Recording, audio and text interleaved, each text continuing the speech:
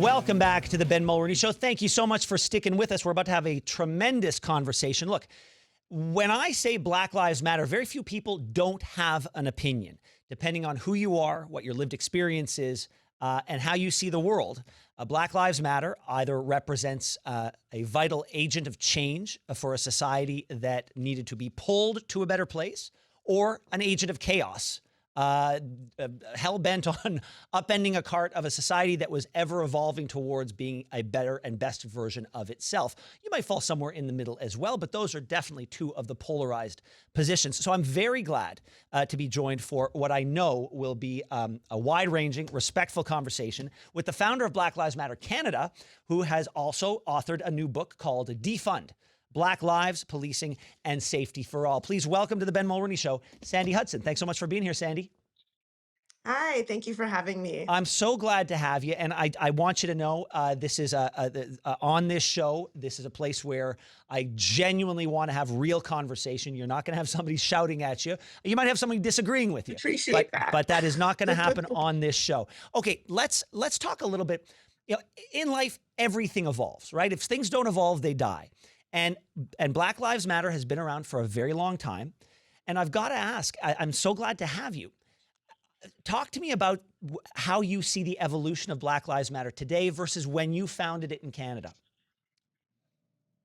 Wow, that's a really good question. I feel like interestingly, I would kind of disagree that we've been around for a very long time. It feels like within my life, because it's been about a decade, that it has been a long time. But overall, when we look at other advocacy organizations, it's actually been quite a short period of time. I suppose it depends. Has It depends on who you are. Like I said, 10 years in Canada living with the last government felt like an eternity. I'll give you that as an example. So it really depends, right? So yes, Yeah, it everything really is does. relative.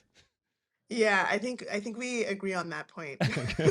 But yeah, a lot has changed. We've been able to make some significant changes as a result of some of the advocacy that we've been doing, and other groups have been doing. So I think when I look back to 2014, it really felt like an uphill battle to have some of the conversations that, even the conversation that we're having today. It really felt like people were very resistant to talking about anti-Black racism, about policing. I remember being laughed at on an interview once when I mentioned the term anti-Black racism, and being asked, why are you saying anti-Black in front of racism? Whereas now, those are things that wouldn't happen today. I feel like there's been a cultural shift in an Yeah. understanding about needing to address issues as they are, and to talk about issues with the police, which I'm sure we'll get Oh, into. yes. Yeah. And so that shift has been really palpable Yeah. for me. Um, and I think that's the biggest thing, is that it's been a cultural, Yeah. almost full 180. Well, and look, there were some real benefits that came. People like myself were able to, and in some cases forced to, take stock and look at things through a new lens. I was in television at the time, and this Mhm. notion of representation in media was not something I'd spent too much time on. But then when I heard the expression "you can't be what you can't see," it really resonated with me, and it was something that I Mm. wanted to help manifest. I think an issue that some people have is that there was, I think, a lot of grace and a lot of willingness from people from across the spectrum, across the political spectrum and cultural spectrum, to want to be part of building something better. And if BLM was going to be the tip of that sword, then we were going to get on board. But there was a moment, I think, where some of us woke up and say, well, hold on, people like myself are viewed as some sort of obstacle that needs to be overcome in order to get to that better place. And, I remember as clear as day, after the murder of George Floyd, I had a wonderful producer at my old TV show. And the first thing she did was she handed every one of us the book White Fragility. And I didn't understand why someone who viewed himself as a natural ally was being put in an other category. And so I wonder, as somebody who's been part of the movement, are there any parts of the past few years where you say, you know what, maybe we could have done this differently, or maybe we could have brought these people on board more willingly or more enthusiastically? It's really interesting that that was your experience. I would say that what first of all, conversations like this are important Yeah. because it's important to hear what the experiences are and to speak through them.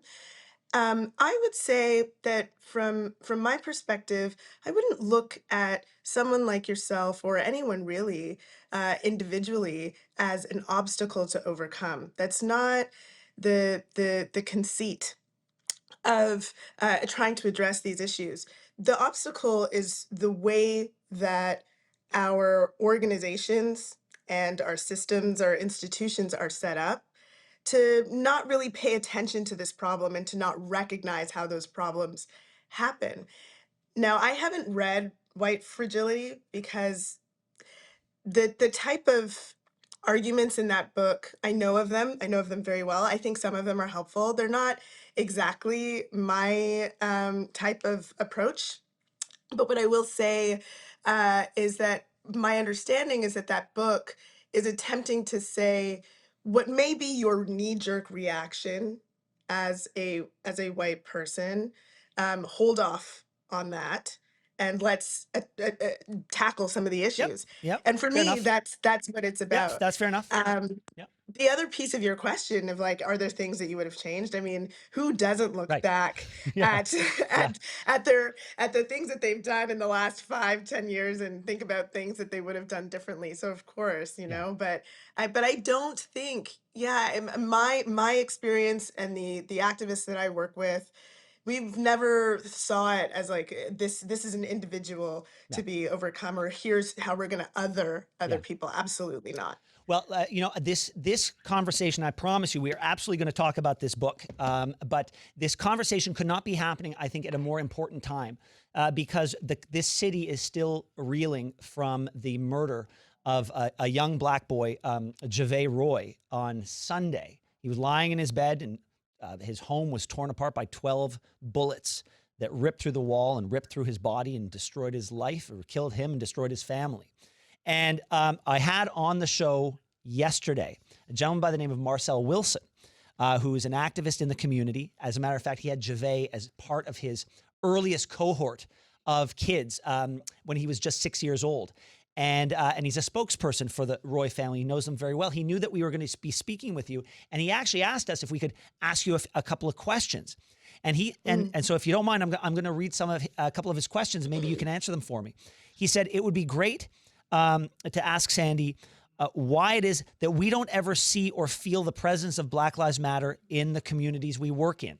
That's really interesting. I would say that, you know, it's interesting. A lot of Black Lives Matter activists know Jave's mother quite well and have have had interactions with Jave. And so that's been going around. So perhaps what I would say in response to that is that the Black community is actually quite large and quite Yeah. diverse. And so I think perhaps if we haven't, if he hasn't seen us in the community, I mean, we are in the community and of the community.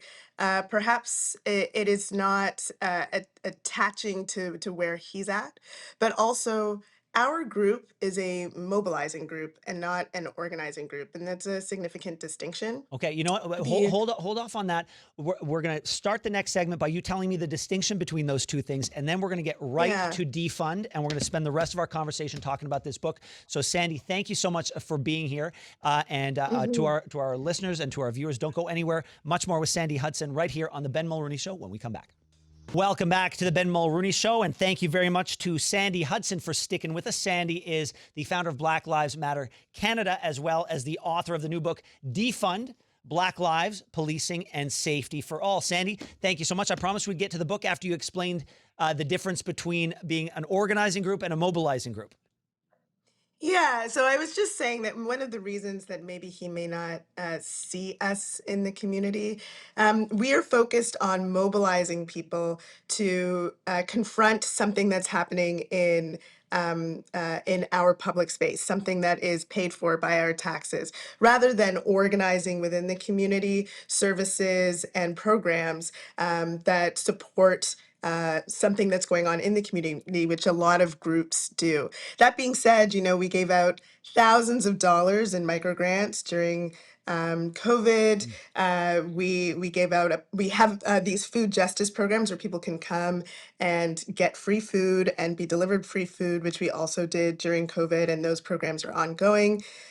Because of our efforts, police were removed from the Toronto District School Board. So there's ways that people will maybe Yeah. not necessarily see us, but our impact is Gotcha. there in the community. You know what I mean? Yes, I do. All right. So now let's talk about the book. And I said off the very top of our conversation that just the words Black Lives Matter or BLM, it elicits various and sometimes very polarizing and emotional responses. I don't think that there is an expression that elicits even more. One that elicits an even more response is defunding the police. And so it can elicit a knee-jerk reaction. But in order to drill down into this book, you're asking people to take their time and to understand something more deeply. What do you want people to know about this thing that for so many people is an emotional flashpoint? What's the thesis?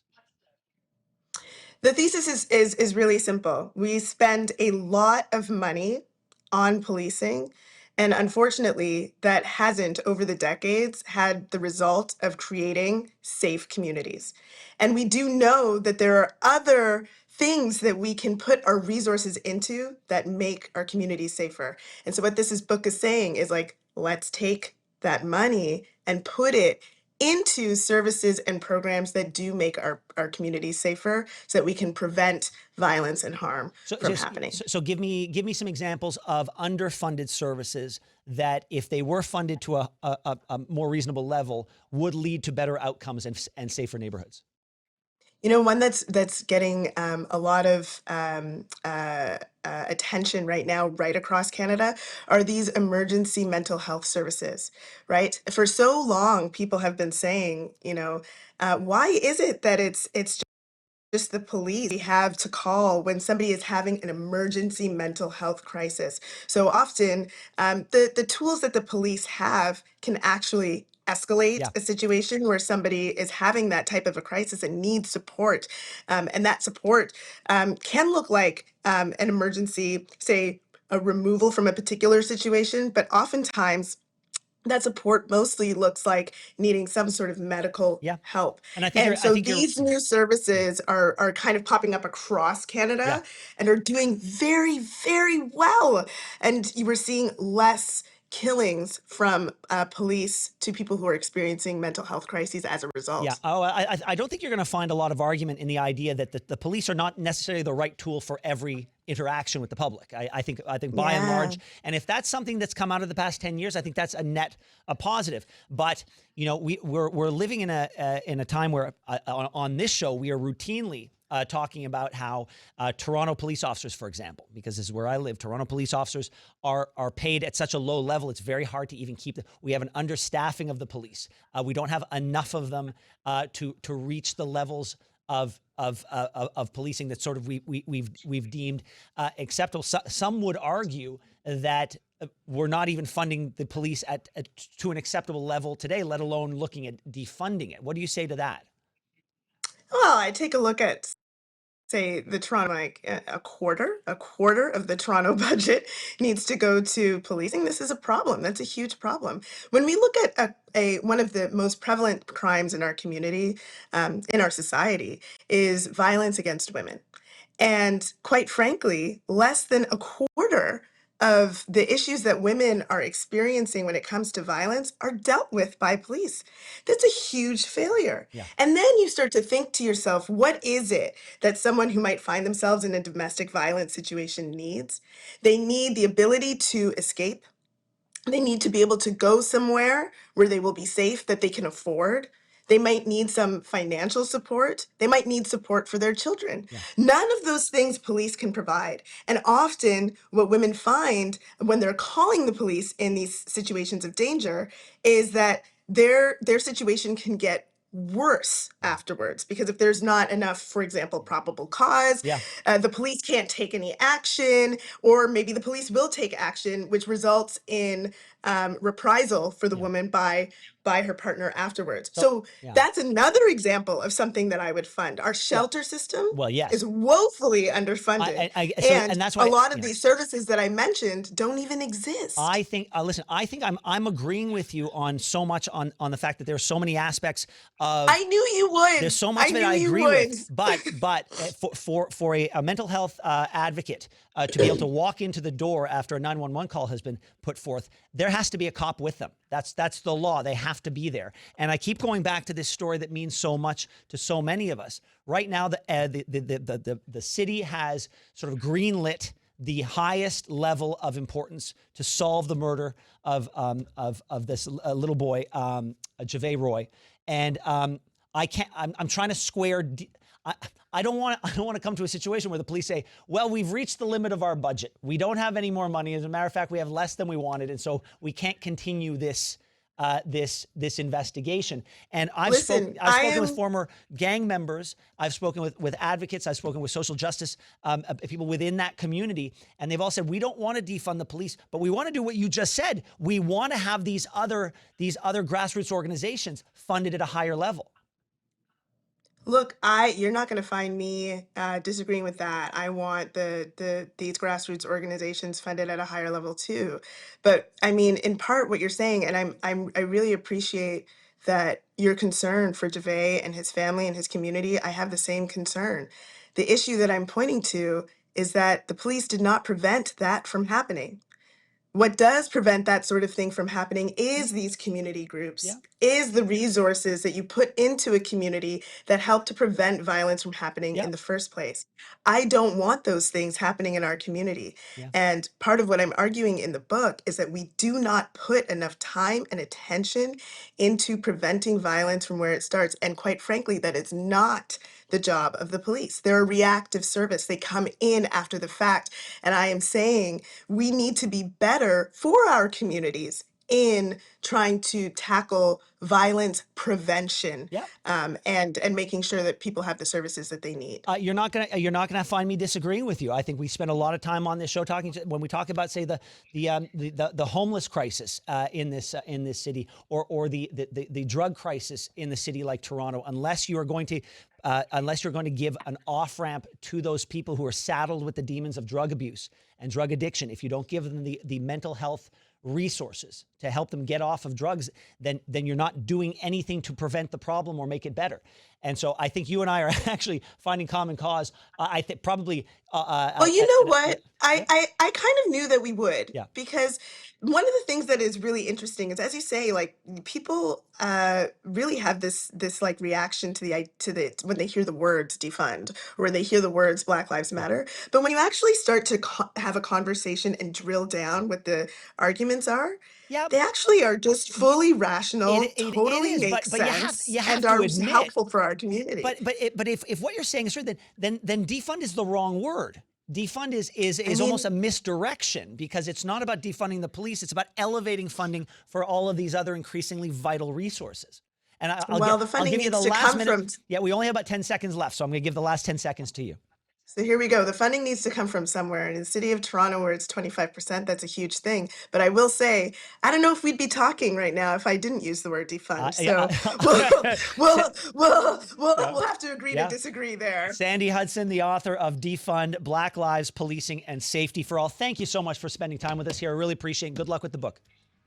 Thank you so much. Thanks so much for watching the show. Now, if you enjoyed what you saw, hit that subscribe button so you never miss another episode of The Ben Mulroney Show.